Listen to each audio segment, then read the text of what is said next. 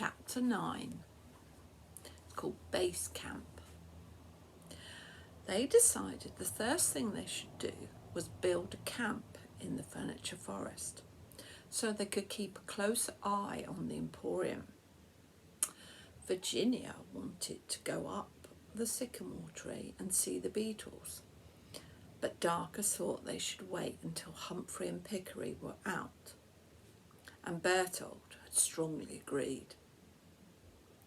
As there's 3 of us on this adventure, Bertold said, shouldn't we have a name like the Fabulous 4 or the Famous 5?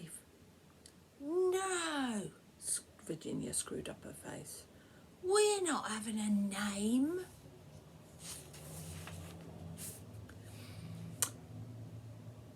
But we could be called the 3 Beetleteers, Bertold said, like the Musketeers, but with beetles. What are you, 7? Names are lame. Bertold wasn't listening.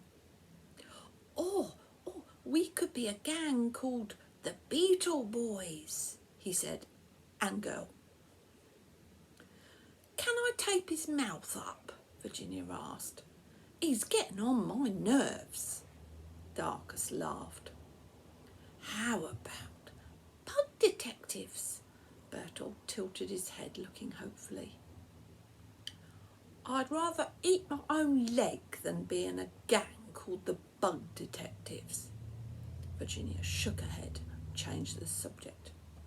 Where are we going to build a camp?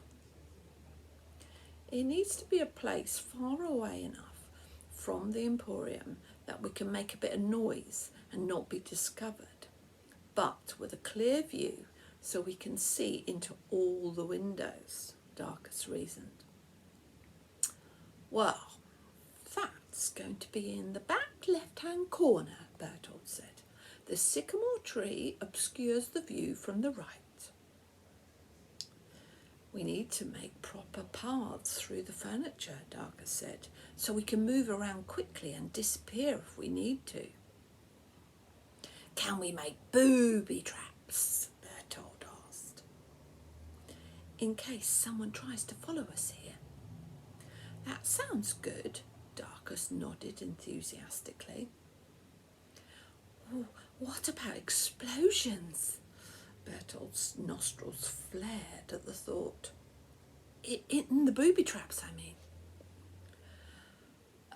I think most of this furniture is flammable, Darkus replied with a frown. Oh, of course, Bertold scratched his head. But perhaps just a few bangers? Come on, then. Virginia moved onto her hands and knees, crawling away through a backless cupboard. Let's get moving. The 3 of them set about worming their way around Furniture Forest, mapping its alleyways and dead ends, quietly moving things to clear paths and creating a labyrinth only they knew the secrets of. They signalled to each other in silence as they moved chairs, lifted boxes and slid shelves around, creating hidden doorways, wider tunnels and paths to nowhere. At the southern corner of the yard, as far away from the Emporium as possible, they constructed a room against the garden walls, using tall pieces of furniture and sheets of tarpaulin for the roof. They dragged in the grandfather clock, complete with resident mouse, and used the black door with the silver 73 to make the entrance. We should call this place Base Camp, Bertold suggested, as he pushed a circular coffee table into the middle of the floor.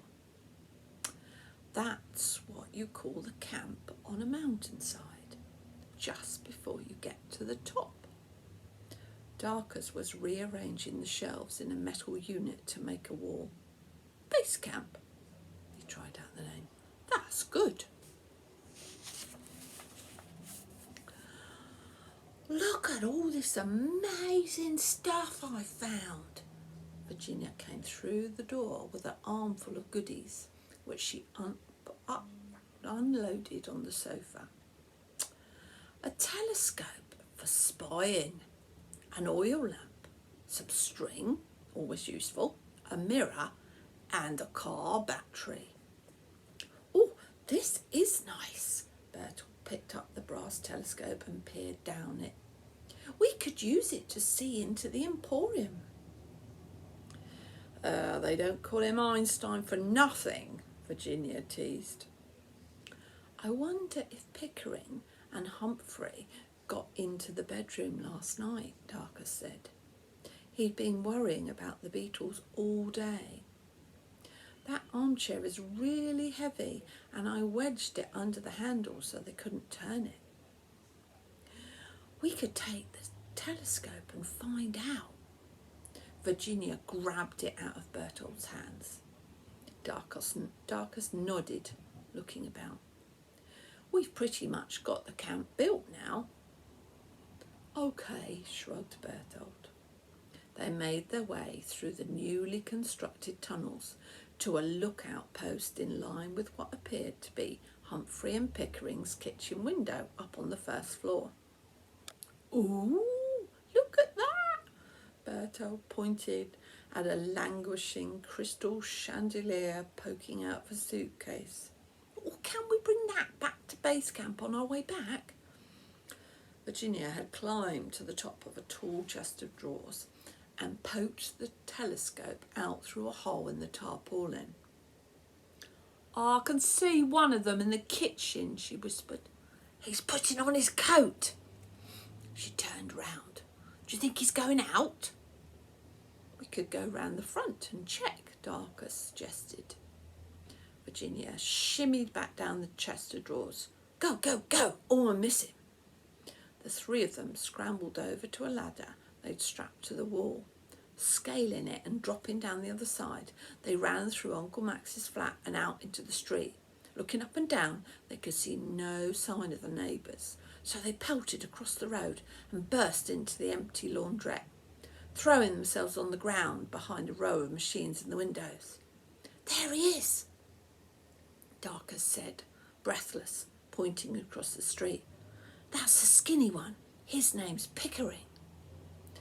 Virginia and Bertolt peered over the top of a washing machine as a tall, bony man dressed in a tatty mackintosh emerged from the door beside the boarded-up shop and scurried away up the street. Darkus suddenly remembered that in a moment of blind panic he'd told Pickering he lived next door. He hoped Pickering still believed he was lying or had forgotten what he said.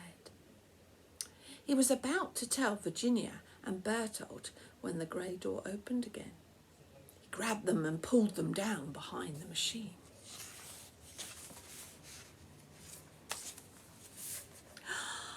That's the other one, he whispered.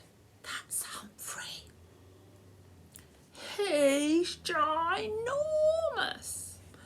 Bertolt gasped, peeping through a gap in the machines.